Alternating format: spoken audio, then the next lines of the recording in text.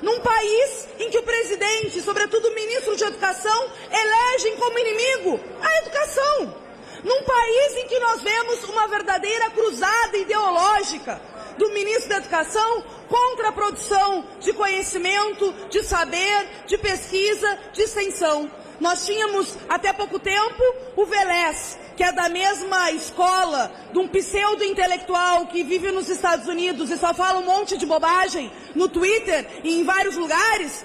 Esse tinha um mérito, como dizia uma coluna hoje no jornal Folha de São Paulo. Era inábil, embora sua incompetência paralisou FIES, paralisou e prejudicou milhões de estudantes universitários. O novo ministro da Educação, além de olavista, começa a sua sanha contra a filosofia, contra a sociologia, contra 63 universidades, chama de balbúrdia aquilo que é o presente e o futuro do país, quando a verdadeira balbúrdia é esse governo reacionário, que além de uma agenda ultraliberal, tenta impor o ataque à ciência e à tecnologia e, sobretudo, o ataque ao livre conhecimento como forma de impor uma agenda reacionária. Não pode ser que a Câmara dos Deputados trate como normal a iminência de fechamento de universidades, dos institutos federais, que é uma política que atende milhões de brasileiros e brasileiras. Quantas pessoas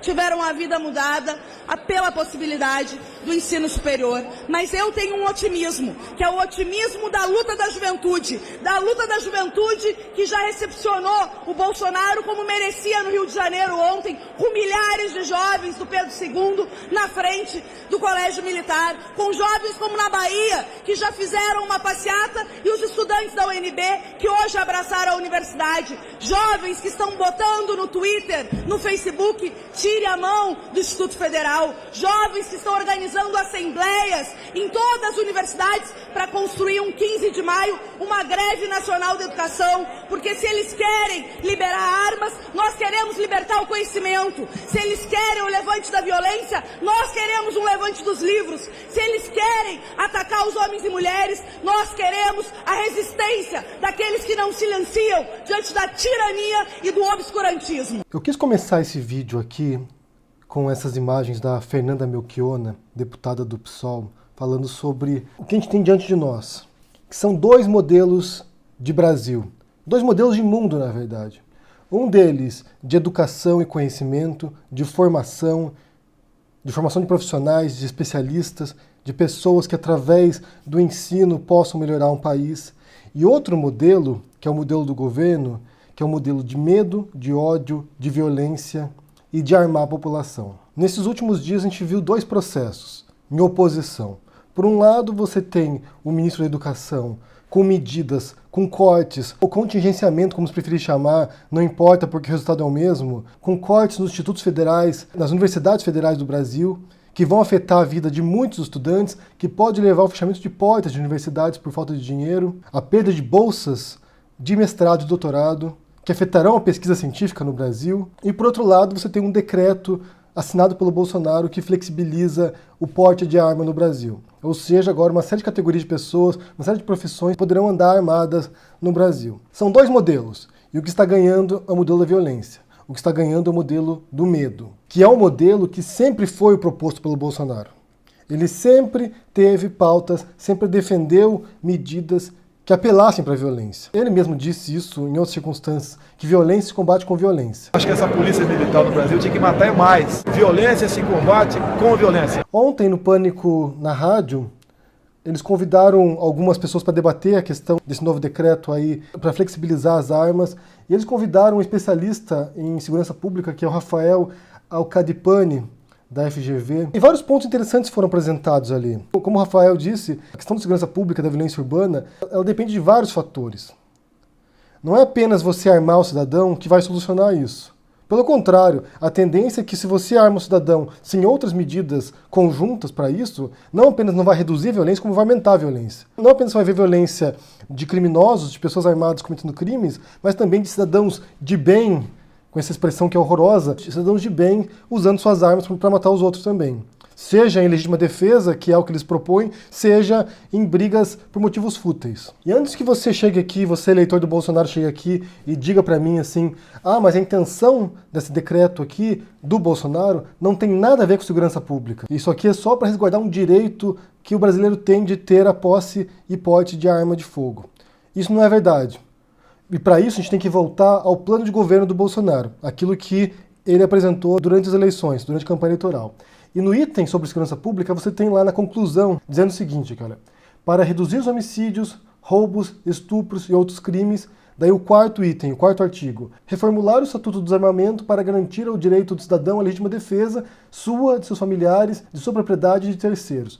Então, essa política aí, esse decreto para flexibilizar o porte de armas, faz parte da política de segurança pública do Bolsonaro. E é uma política equivocada, é uma política errônea, e que pode ter o efeito inverso. Porque a lógica de quem pensa que um cidadão armado vai poder se proteger é o seguinte: o criminoso vai roubar alguém, se ele souber que as pessoas estão armadas, ele será mais cauteloso. Essa não é exatamente a prática, essa não é exatamente a realidade. Se o criminoso supõe que o cidadão está armado, a abordagem será mais violenta ainda. A probabilidade de a pessoa morrer ao tentar reagir a um assalto é maior. Como o Rafael Cadipani disse durante a entrevista em alguns momentos, nós não somos muito racionais, não. Nós, seres humanos, agimos muito por instinto, por reflexo. Nós não somos esses seres altamente controlados, racionais, que ponderamos todas as nossas decisões, não. Uma pessoa armada, a chance de ela reagir em um momento inapropriado ou usar a arma em situações que não são de risco para matar alguém ou para atacar alguém, são muito grandes. Você armar o brasileiro, que é um dos países mais violentos do mundo, do planeta, pensando que isso vai solucionar alguma coisa, pensando que isso vai reduzir alguma coisa na violência urbana do Brasil, é uma fábula, é um delírio. A tendência é que acentue os homicídios, aumente os índices de suicídios com armas de fogo, aumente os índices de acidentes domésticos com armas de fogo também, de violência doméstica com armas de fogo, ou seja, será mais um fator, mais um elemento para acentuar a violência urbana, para acentuar os homicídios, para aumentar o medo do brasileiro também. Porque agora você não vai ter apenas medo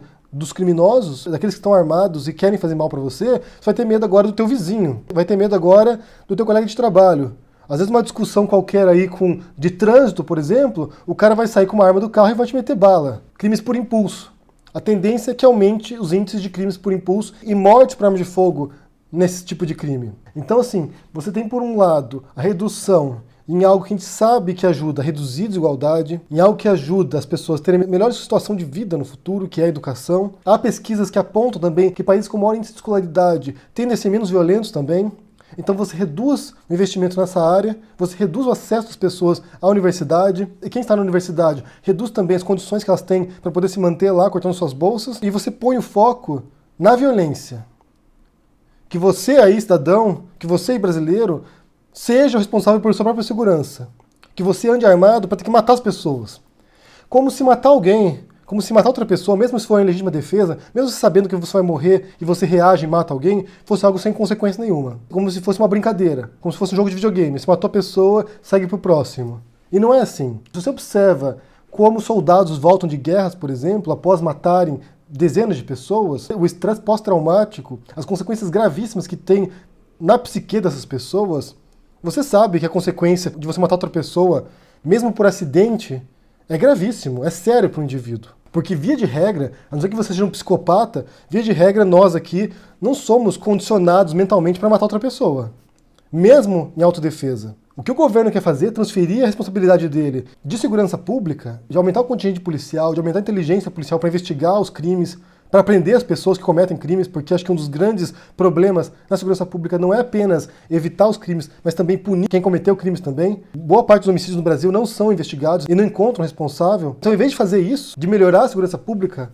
do país, o que ele está fazendo é transferindo isso para você, para que você ande armado faroeste. Você ande armado e se aparecer um bandido mau, com um chapelão no cavalo dele, você vai lá e dispara contra ele. O que o governo federal está fazendo, o que o Bolsonaro está fazendo é transferir a responsabilidade deles e dos governos estaduais também para você. Você será agora o executor das leis.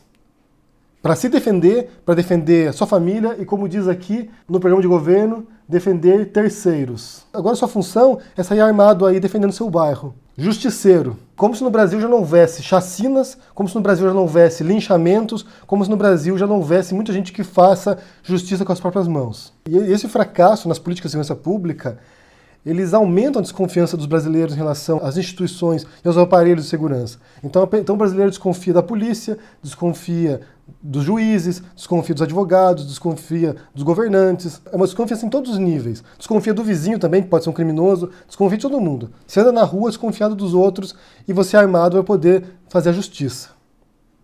Porque essas instâncias não funcionam. Quem funciona é você aí, armado. Há uma grande chance que esse decreto aí ele seja revisado ou até anulado pelo Congresso. Há uma grande chance. Eles vão rever alguns itens ali e ver se realmente vai passar ou não. Mas, sem dúvida nenhuma, não é atribuição dos cidadãos fazerem a segurança pública.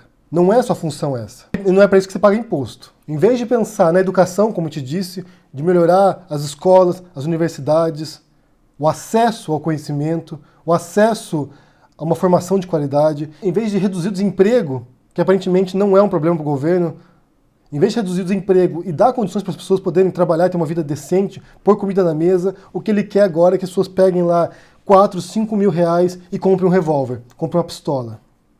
Como se isso aí, como se você tivesse uma arma de fogo em casa, resolveria os outros problemas. Resolveria a falta de educação, de formação, de respeito ao próximo, a falta de comida na mesa, de emprego.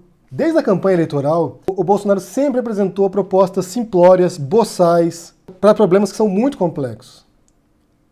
Isso em vários sentidos, isso em vários aspectos, não apenas na questão de segurança pública, não, que foi uma bandeira que ele levantou, mas em todos os outros aspectos, ele tinha um monte de respostas boçais, simplórias, ou se esquivava delas também, né? Na questão da economia, por exemplo. O que ele faria na economia? Ah, ele não sabe disso. Quem vai fazer isso aí é o ministro Paulo Guedes. Então, assim, quando ele não sabia do assunto, ele se esquivava e jogava para alguém ali o pepino para que outra pessoa resolvesse. Ele nem se dava o trabalho de estudar a proposta do Paulo Guedes para poder defender nas entrevistas. Então, eram respostas simplórias ou fugas, ou desvios da questão. E na segurança pública, então, a série de propostas que ele apresenta, porque esse item da arma de fogo é uma delas, são respostas simplórias para a questão de segurança pública. Por exemplo, ele põe a culpa nos estados mais violentos do Brasil a partidos vinculados ao Foro de São Paulo. Ou seja, uma resposta simplória e burra para a questão de segurança pública no Brasil. E tem um tópico aqui que é uma frase muito dita pelos pró-armamentistas, que é o seguinte. Isso é do plano de governo do Bolsonaro. As armas são instrumentos, objetos inertes, que podem ser utilizadas para matar ou para salvar vidas. Isso depende de quem está segurando, pessoas boas ou más. Um martelo não prega e uma faca não corta sem uma pessoa. E aqui eu tenho outra simplificação da realidade. Essa divisão entre pessoas boas ou más. O John Jost, que é um psicólogo moral que estuda a questão de partidos, de ideologias políticas das pessoas, ele fala muito sobre essa questão aqui, sobre essa visão dos conservadores de que o mundo pode ser dividido entre pessoas boas e más. Como se isso fosse muito claro, como se isso fosse muito nítido, como se uma pessoa armada, boa, cidadão de bem, não pudesse um dia despirocar, ficar nervoso, sacar uma arma e matar alguém. Como se só as pessoas más fizessem isso.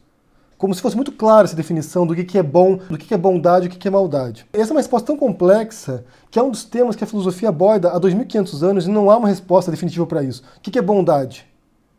O que é justiça, por exemplo? São questões complexas, altamente complexas, e que o Bolsonaro resume aqui numa frase estúpida, que é estúpida.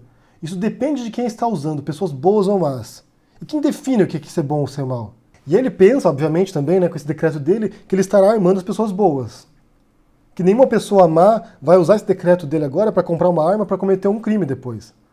Ou para matar alguém. Uma discussão em casa com a esposa.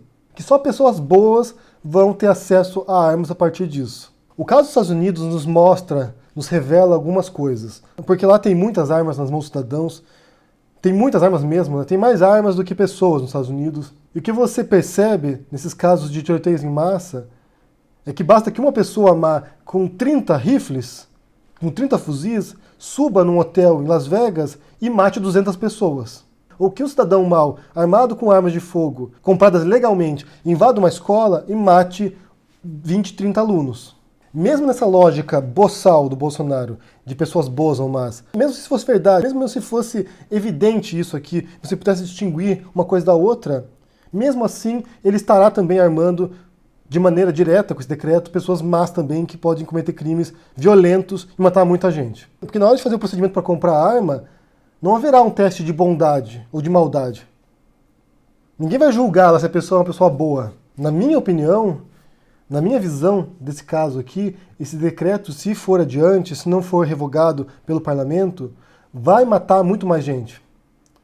Essas armas vão cair na mão de bandidos, essas armas poderão ser desviadas em algum momento, ou mesmo o cidadão de bem, né, entre aspas, as pessoas boas, poderão usar essas armas para cometer atos de violência também, e matar pessoas, matar gente. E enquanto isso, simultaneamente a isso, você tem o desmonte da educação. O ministro da Educação, numa luta ideológica, num embate ideológico contra marxistas, contra comunistas, que só existe na cabeça dessas pessoas, só existe na cabeça do Weintraub, do Bolsonaro, dos filhos do Bolsonaro, do Olavo de Carvalho.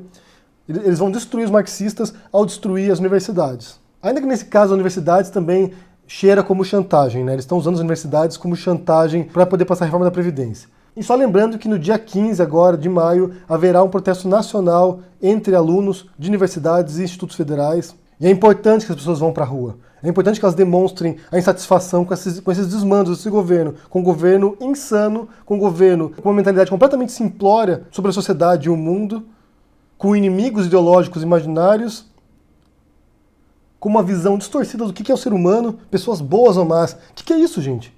De onde esse cara tirou isso? Quem define o que é bom ou mal?